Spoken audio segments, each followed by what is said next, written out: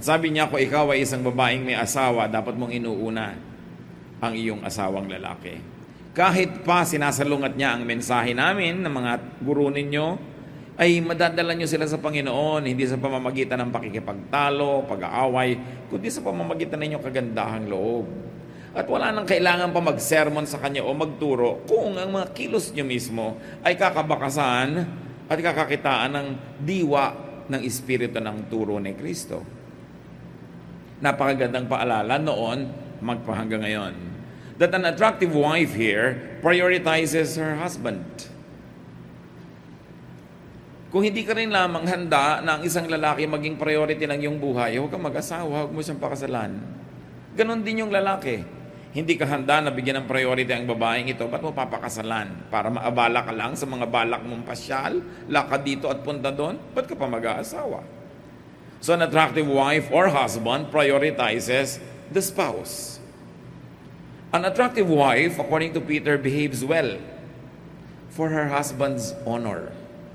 Kailangan ng isang tunay na babaeng nananalig sa Diyos ay kapuri-puri ang pamumuhay to the point that her life honors God. That she lives above and beyond suspicion and blame, especially when it comes to marital faithfulness.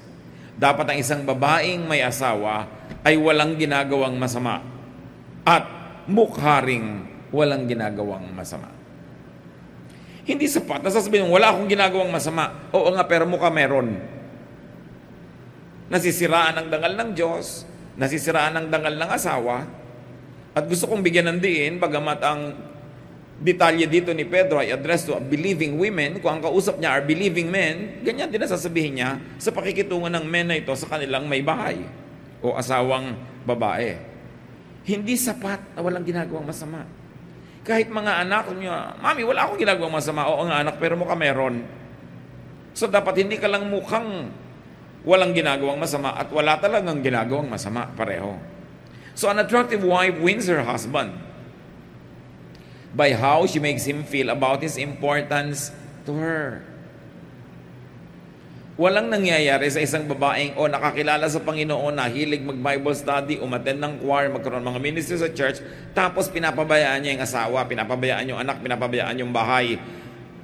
Uuwi ang asawa, walang makain, kaya walang maisuot, hindi maayos ang bahay dahil lagi nasa prayer meeting si Ginang, dikones dito at dikones doon, kumakanta dito at may visitation doon, tapos ang sariling bahay na papabayaan. Sabi ko, kung gusto nyo talaga na madala sa Panginoon ang inyong mga kabiyak, unahin nyo sila, mahalin nyo, para hindi sila magselo sa Diyos, para hindi sila magselo sa church. Oras na yung husband mo nagsaselo sa church dahil nakikita niyang napapabayaan mo siya, tapos pa na yung prioritize mo sa iyong mga ministries, mahihirapan kang dalhin siya sa Panginoon. Kaya hindi sapat yung naglilingkod kasi ako sa Diyos because your family is your first ministry. Marami pang paraan ng paglilingkod. Marami pa nga mga kabataan magbibigay sa akin ng tanong, Pastor, gustong-gusto po mag-church, di po ba dapat unahin ng Diyos? Pinipigil po ako ng parents ko kasi unbelievers po sila. Ano pang dapat kong gawin? Siyempre ang payo ko, stay home. Hindi ka pala pinapayagan, minor de edad ka, wala ka pa sa sarili mong disposisyon, obey your parents. Pero di ba pag una ang Diyos dapat? Oo, pero nasa bahay nyo rin naman ang Diyos. Pwede kang mag-worship doon, pwede kang kumanta doon, pwede kang gumawa ng paraan. At kung nasa school ka, kung may Bible study group, mag-attend ka. It's important to give priority to our family.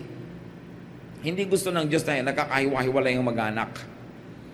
At wala pang nakipaghiwalay sa kamag-anak dahil sa relihiyon na nadala yung kamag-anak niya para sa Panginoon. Kailan unahin mo? Dahil kung marunong ka rin naman mag-una nun, aani rin ang iyong tanim. At hindi mo lang ginagawa yung para umani, kundi dahil talagang ang pamilya, ibinibilin sa atin na priority natin ang ating family. Kailangan natin yan pinaglilingkuran. So an attractive wife is all that. 1 Peter 3:3-4 adds more definition to the beauty of a woman or the good looks of a man. Don't depend on things like fancy hairdos or gold jewelry or expensive clothes to make you look beautiful. Be beautiful in your heart by being gentle and quiet. This kind of beauty will last, and God considers it very special. Now, good grooming and ornamentation is not the culprit here. It is dependence only on it for value. Many people tend to misread these verses. Kaya may mga sekta na bawal mag-alahas, bawal magsuot ng hikaw, bawal magsuot ng ganito, bawal na magpusod, magtirintas. Kailangan ilugay mo lang yung buhok mo dyan, huwag mo siyang kailangan laging bigyan ng pansin dahil nagiging sobrang literal ang pagbasa sa verses. Kung tutuusin, ang tunay na malalim na kahulugan dito ni Pedro is, huwag mong iasa lang ang kagandahan mo sa panglabas. Unahin mo yung gandang pangloob. Pero hindi naman sinasabing magmukhang tiriringgay ka na sa labas. Huwag ka na mag-shampoo, huwag ka na mag-ayos, at magmukhang losyang ka na lang forever. No, because God is God of beauty. And even the temple, when the temple was made, God had very specific instructions how it would be ornamented, decorated, and beautified. So alam natin na hindi yun ang kahulugan. Ang sinasabi lang, kung yun lang ang inaasahan mo para ka magmukha maganda, na nagkakanda utang-utang ka na, nagkakabaon-baon ka sa mga kung ano-anong utang, hindi ka na nakakapagluto ng masarap dahil hinihuhulog mo sa mga hikaw mong kay lalaki, hindi ganyan ang ibig sabihin ng maganda. Pero kung napagsasabay-sabay mo naman yun, lalo't inireregalo pa nga sa inang asawa mo, ano naman ang masama na isuot mo yun? Dahil ang lahat ng magagandang bagay, ang mga hiyas, mga perlas, precious metals, are also created by God. And whenever you use them, not to eclipse your spiritual beauty, but to enhance, God is glorified because God is God of beauty. Huwag nating dadalhin yung mga ganitong verses to exaggerated misreading because they become very oppressive. And the tendency of people who read it that way is that they also become very judgmental of others. Kaya kung isa kang babae na ang nadinig mo at naituro sa yung interpretasyon ay literal na literal, ang tendency mo, hindi ka lang hindi mag-aalahas, hindi ka lang hindi mag-aayos ang buhok, i-judge mo rin ang lahat ng kapwa mo babaeng nag-aayos. And then it goes against the very nature of Christian teaching of non-judgmentalism. So do not carry this teaching too far. Do not take it too literally, because biblical language could be symbolic or could be exaggerating many times. Tulad ng pinagtinatawag nila, Sea of Galilee. The Sea of Galilee is not a sea, it's a lake. It's a very small lake. But to exaggerate its significance to the people around that lake, they call it sea. Ganon, kailangan na unlock natin yung how to read the Bible. And most of the time you say, well, because it's an Eastern literature, and it was written long ago, the tendency is for the language to employ exaggeration. To be dramatic. Parang sinabi mo, malungkot ba yung pelikula? Bumaha ng luha sa sinehan. Siyempre, hindi naman talaga literally bumaha. Kaya mga sabing mula ng inibig at binugo mo ko ay luha ang aking banig, luha ang aking unan. These are all poetic language. And the Bible was written that way. So huwag natin siyang babasahin at i-apply to very absurd proportions that we become enslaved, trying to follow it to the letter in a very, very oppressive way. Now, going back to what Peter was saying about women, 1 Peter 3:5, long ago, those women who worshiped God and put their hope in Him made themselves beautiful by putting their husbands first. So pag nagtanungan yung mga misis, anong ginagawa mo ngayon? Nagpapaganda. Naglalaba ka, ano? Kasi by putting their husbands first. Anong ginagawa mo? Nag-beautify. So, pinagluluto mo yung husband mo. Kasi daw noon, ang pagpapaganda ng mga babae ay dinadaan nila sa pag-uuna sa pangangailangan ng kanilang asawa. But of course, this prioritizing of husband does not only mean na maging chimay ka, na maging kusinera ka, maging labandera ka. Mas may malalim siyang kahulugan. Na inuuna nilang uri ng pagpapaganda ay paglilingkod sa asawa sa pamamagitan ng pagiging tapat. Maging malinis na babae, tapat na babae na hindi nangangalon niya, hindi na chichismis sa kapitbahay, hindi gabing-gabi na wala pa, hindi kung sino-sinong mga kasama. Yun ang sinasabi ring unahin mo ang iyong asawa. Kesa sa hilig mo halimbawang mamasyal, kesa sa hilig mong gumayak-gayak. Lalo kung ang asawa mo halimbawa nasa abroad, kanino ka naman sobrang magpapaganda? Diba? So, mapag-iisipan ka ng kapitbahay mo, labas ka ng labas, ang ganda-ganda mo, tapos wala yung asawa mo. So sabi, unahin mo ang asawa mo, ang ibig sabihin, yung dangal niya, unahin mo kaysa sa hilig mo at katinang yung paa. na mamasyal. Lalakad ka, dapat kasama mo lagi mga anak mo para hindi ka na pag-iisipan ng masama. At kung hindi anak mo, kailangan hipag mo, kamag-anak ng asawa mong lalaki para wala silang masabi sa'yo dahil sila mismo yung kasama mo. Kung ang kasama mo lang, kamag-anak mo, baka sabihin pa nila, kinukonsinti na mga kamag-anak nila.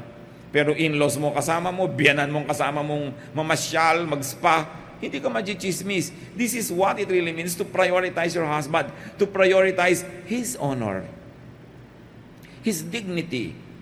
Lalo ngayon, napakarami pong mga mag-asawang hindi magkasama dahil sa trabaho, mga ginang at mga Mr. Den. Hindi nyo kailangang sobrang magpa-sexy, magpaganda, lalo't wala naman yung asawa nyo. Yun ang pagtitiis at yun ang sakripisyo na hinihingi para sa mga banal na babae at ganoon din sa mga banal na lalaki. Kailangan hindi nalalagay sa alanganin ng dangal ng inyong kabiyak.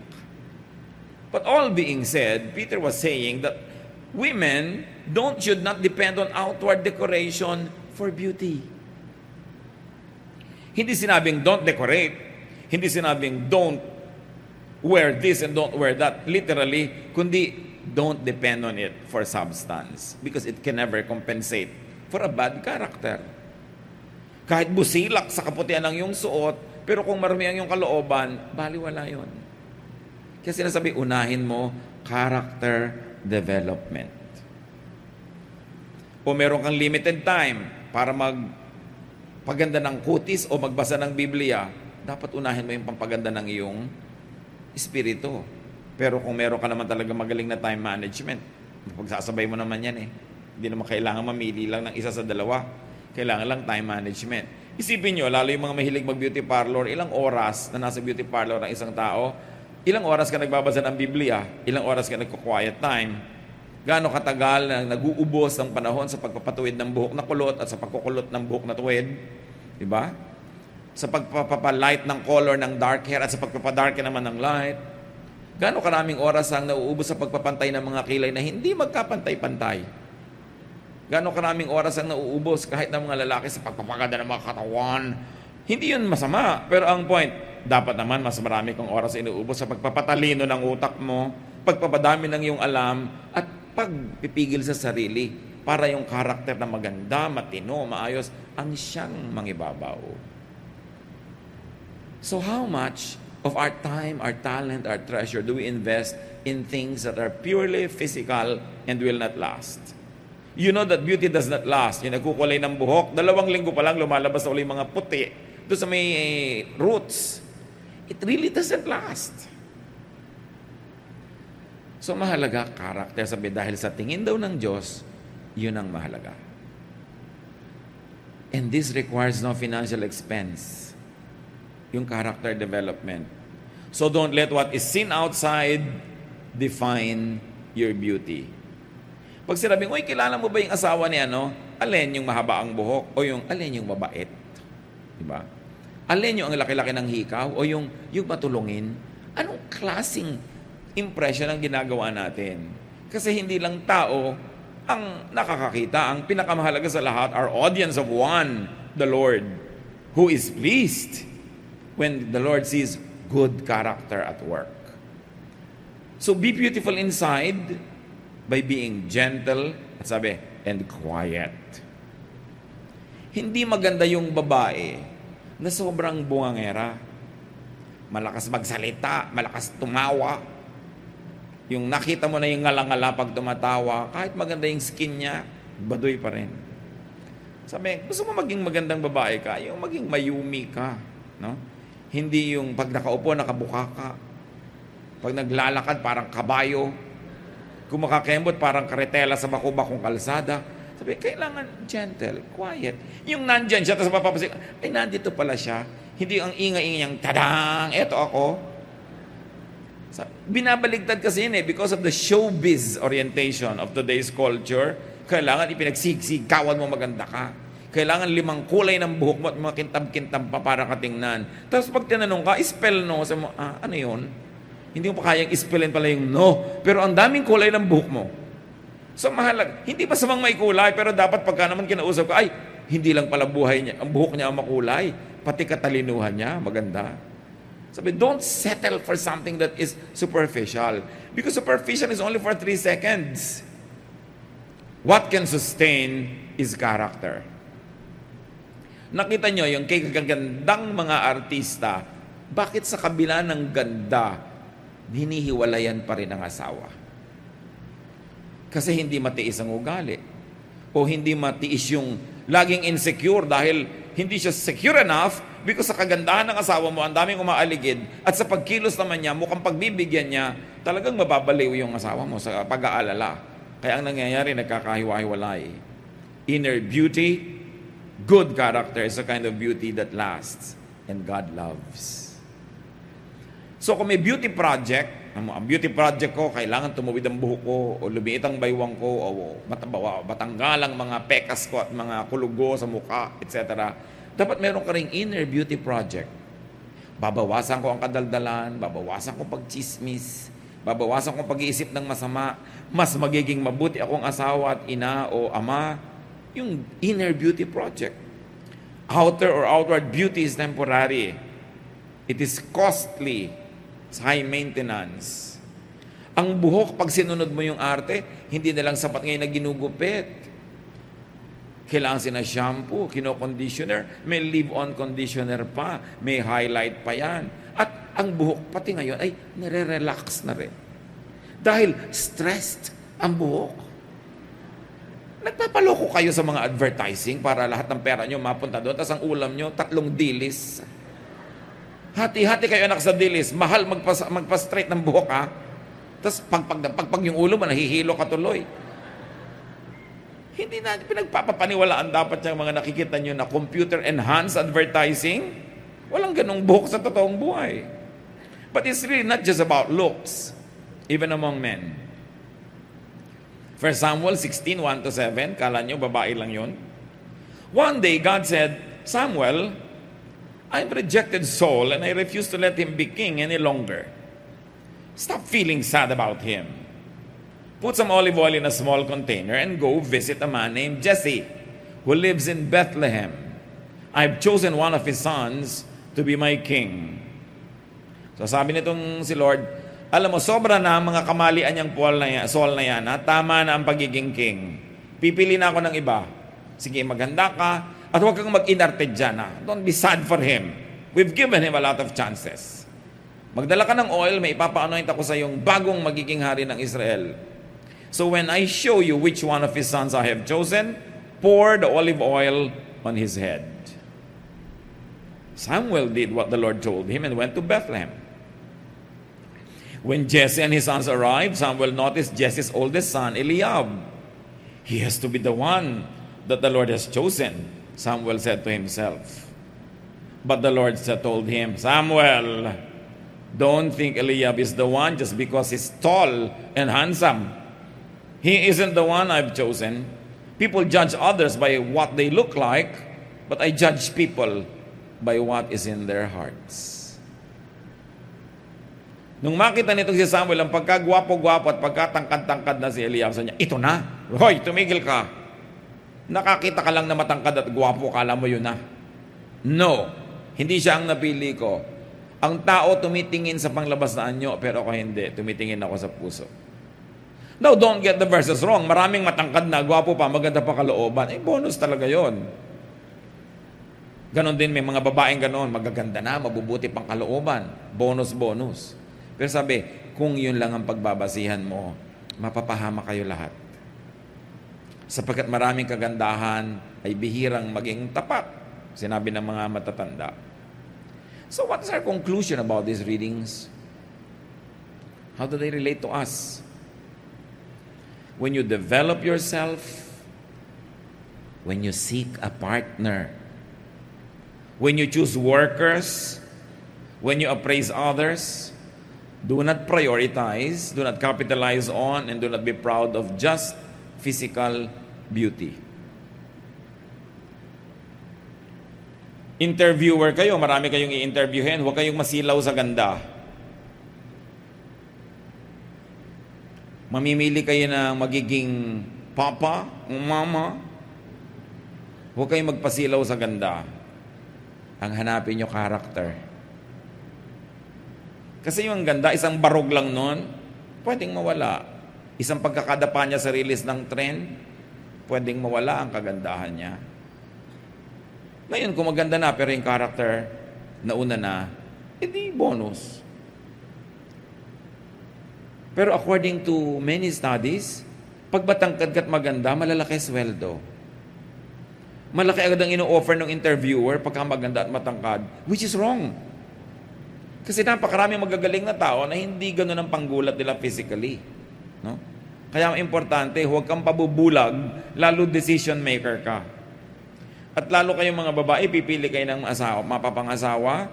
Kung may magandang karakter talaga, magandang karakter, pareho, isang gwapo, isang hindi masyadong gwapo, pumili kayo ng, hindi nyo masabi, no? Kasi wala kayong masyadong kaagaw. Ang hirap na nung may asawa kang gusto rin maging asawa ng buong barangay. Lagi ka nakikipag-compete, lagi kang insecure. No? Kasi sabi nila, sa dilim naman daw, pare-pareho na rin yun. Kaya, huwag kang masyadong magpa-impress sa mga may itsura. And do not invest only on physical beauty. Huwag puro doon napunta ang pera. Gaano karami sa inyo namimili ng mga magagandang libro para basahin? Nag-i-invest at umaate ng mga seminar na may bayad. Bakit pag Bible study, pagka seminar, pagka tungkol sa mga kabanalan, gusto libre? Gusto pakain pa ng libre? Pero nagbabayad ng 600 para ituwid ang buhok. Libo-libo pa kaya ang binabayad eh. No? Pero pagka Bible, wala bang libreng Bible? Pagka seminar, wala bang libreng seminar? Pagka youth camp, wala bang libre o discount? Pero willing na willing magbayad, no?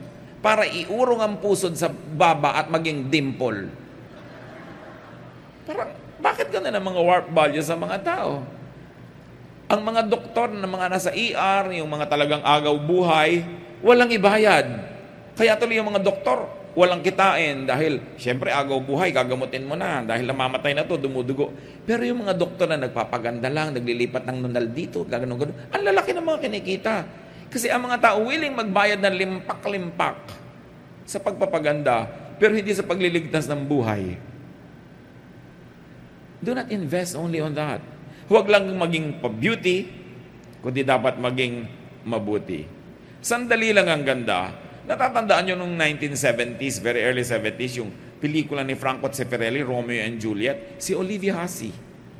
Pagkaganda-gandang babae. Panood yung pelikulang yan, Romeo and Juliet, eto na siya ngayon. Huwag kayong tumingin sa katabi nyo, hindi siya si Olivia Hussey. Si Leonard Whiting, yung Romeo, ganito siya noon. Ngayon, ganon. Hindi naman nila kasalanan. Dahil ito, umandarang edad eh. Gravity work, indeed its part. At lahat ng maganda, magkakaganyan din. Sa katunayan, ang ganda sa sandali. Parang tanghaling tapat lang. Ang bilis lumampas. Ang tunay na kagandahan ng isang babae sa isang lalaki, wala pang 10 taon. Kaya nakikita mo kami sa, ay, tumawid na siya. Yung matanda na siya. Yung may tatawirin ka kasi na biglang matanda ka na. Wala kang magagawa tungkol doon. At habang hinahabol mo ng surgery yan, na lahat ng mata ng 5 babae sa inyo makakabuka na, no? Pare-pareho pala kayo ng surgeon. Mamaya lahat ng babae sa isang bayan magkakamuka kasi isa yung gumugupit ng mukha nila. Gusto nyo yun? Walang karakter? Tapos tawang-tawa ka na sa mo. Kasi hindi ka pwedeng humalakak, baka mapilas ang mukha mo. Bakit papahirapan ng sarili? Ang ganda-ganda ng babae na umiidad na alam mong may pinagkatandaan. Nagpalaki ng anak, naging mabuting babae. Tapos kikitingnan mo yung kamay, mga puro kulubot-kulubot kasi maraming nilaban, maraming pinlansya, maraming talsik ng mantika. Sa totoo lang, yun talaga ang magandang babae. Magtataka ka sa nagkaanak at nagkaasat, ang ganda-ganda pa rin, liban na lang super bilyonarya, maraming mga katulong. Anong mga hindi mo ginawang trabahong bahay? Bakit ganyan ka pa rin? Kakainis. Hindi yun katangian. Maaari isang malaging kapintasan nyo na marami kasi purong pinabayaan. Liban nila ang galing mo rin mag-maintain. Meron namang gano'n, talagang ang galing na ina, tas ang galing pa rin ang kagandahan niya. Yan ang mga tinatawag nating super bonus. Pero among ordinary mortals like us, talagang pagtatrabaho at paglilingkod, bumubukol, pumepeklat. At yun ang talagang tunay na tropeo ng kagandahan. Meron ako isang kilalang tatay, laglag na laglag ang balikat niya. Yung pala, lagi siyang may dalang mabibigat na toolbox kasi mekaniko. Tapos wala siyang sariling sasakyan, buhat-buhat niya kahit saan. Ang ganda naman mga balikat ng tatay na gano'n, yung lumaglag na sa paghahanap buhay para sa mga anak. What is your concept of beauty? A beautiful body is a body that shows how it served well. God, loved ones, country, church. Kaya may mga bayani na may mga halimbawa na tamaan ng bala, may mga peklat, hindi nila ipinapaayos. Kasi yun ang badge of their heroism. Isang patunay na meron sila naging mga paglilingkod. Di ba parang wala ka namang karakter na ang tanda-tanda mo na wala man lang mark yung mukha mo? Kasi bawat mark ng mukha is a story. Is history. So, kailangan appreciatein natin yun. Bakit kaya ang pangit ng kamay niya? Ay, hindi pala pangit ang kamay niya. Kasi mukhang kamay na nagtrabaho. Appreciate. Yung mga asawa naman kasi, pagka nahawi-hipon niya na yung mga wife niya, yung mga kamay nila magaspang, ba't bigla na binibitawan? Diba? Dapat mong lalong masahihin dahil naglalaba pala siya, namamalansya, nagluluto. Alam niyo yung maghiwa-hiwa ka lang at kung ano, sari-sari talaga nangyayari sa kamay mo. It's important. Huwag tayong magpadala sa standard ng sanlibutan. Huwag tayong magpauto sa advertising. Huwag nating gayahin ang mga artista na 70 years old na, mukha pang 30. It's a joke. Yung generic face, magkakamuka, it's a joke. Don't be enslaved by such warped values. Be free. Age gracefully. And the years will show in your face, in your hands, in your body, and those creases and those warts and those scars tell of a wonderful service to humanity. You are a very beautiful person. Be humble, be good, and be substantial. Kung nagkataong maganda ka pa outwardly. Pero huwag mainggit sa maganda. Magtatabla din kayo balang araw. Sa mga balang araw, magiging magkamukha din tayo. It's good to be beautiful, but what is good will soon be more beautiful. Kaya yung mga ibang mag-asawa lalong nagmamahalan kasi nakikita mo yung character. Nakikita mo yung willingness niya na magsakripisyo para sa iyo o sa iyong mga anak. Lalong kakalapit ang loob. Sino yung mga mag-asawa nagkakalayo ang loob? Yung habang lumaandar ang panahon, nakikita mo, unselfish pala nitong napang-asawa ko. Sobra pa ng makasarili to. Wala na kaming makain, inubo sa bleaching ng tuhod niya. Diba? Yung ayaw niyang masira ang korte ng breast niya, ayaw mag-breastfeed. Para kanino ba yung breast mo? Para sa mga kanto boy? Para maganda ang masipulan habang lumalakad ka sa kalsada? Hindi ba para sa mga anak mo at asawa? Kaya naman yung isa kong kakilala, sabi niya, alam mo, ang ganda-ganda ng boobs ko ng dalaga. Ako, tingin mo parang nalaglag ngayon na nilugaw. Paano naman, ilang anak ko na ang naglambitin dyan, kasama pa ang asawa ko. Sabi nga gano'n. O, abi talagang naglingkod na boobs ito. Hindi ba? Dapat nagawa ng monumento. Pero ang gandang-ganda ko, wala namang nagawang lingkod. So, huwag niyong ikinakahiya kung parang nilugaw na umuho. Di ba? Ganun talaga. Ang mahalaga talagang naglingkod sa yung buong sambahayan. Pero siyempre, mainam na kung mabuti ka na, mabeauty pa. Kung nakakapag-maintain ka. Pero walang kwenta kung mabeauty lang. Pero hindi mabuti. Masama kung ang pagpapabeauty ay hindi tuloy nagiging mabuti dahil naubos yung energy para doon. So pagandahin ang kaluluwa at ang espiritu. Pagandahin ang ugali kasi yun ang tinitingnan ng Diyos. Pagandahin ang pagkatao. Invest in your inner beauty. Kung nagme-maintain ka, nag-exfoliate ng balat, ng kuko ng buhok, lalong ine-exfoliate ang spirito. Lalong mine-maintain ang kaluluwa. 1 John 2:15-16, do not love the world, nor the things in the world. If anyone loves the world, the love for the Father is not in him. For all that's in the world, the lust of the flesh, and the lust of the eyes, and the boastful pride of life, is not from the Father, but is from the world. So kung pwedeng pagsabayin, gusto kong idiin, pagsabayin. Kung kailangan pumili ng isa, pumili ng mabuti. Always prioritize character. And always prioritize the honor of your spouse more than what you each to do. That is what it means to prioritize our families. And that is high worship. That is pure religion. To be very good to your spouse, to your children. God loves it. Ama namin, pakasuriin niyo po kami, Panginoon, kung nadadaya kami kumisan ang sanlibutan. While we know that it is good to have good grooming, to be neat, to be presentable, teach us where it should end. Turuan mo kami, Panginoon, na magbigay ng hangganan sa pagiging sobrang makalupa at makakatawan lang. Ganon din turuan mo kami, Lord, sa pag-appreciate ng aming kapwa, na mas pahalagahan naming tingnan ang ganda ng kanilang ugali at pagkatao kaysa panglabas lang. Huwag kaming marahuyo, Panginoon, huwag kaming madaya at malasing sa nakikita ng mata. Na pati ang propetang si Samuel ay muntik ng madaya nung makakita siya ng matangkad at magandang lalaki. Akala niya yun na yung choice niyo. At kung meron sa amin mga kapatiran, Panginoon, na wala nung mga assets na yon na ipinagdiriwang ng sanlibutan, pero meron mga internal, spiritual, emotional, intellectual assets, turuan mo kami, Lord, to find value in ourselves, not to be inferior, not to be envious of others, not to compare ourselves with others, but to continue, Lord, to be thankful that you have given us spiritual, emotional, and intellectual assets. Turuan mo rin kaming pahalagahan yon sa aming kapwa. Magbulay-bulay tayo sa madali, mga kapatid, kung ano ang kahulugan ng mga paalalang ito sa ating buhay.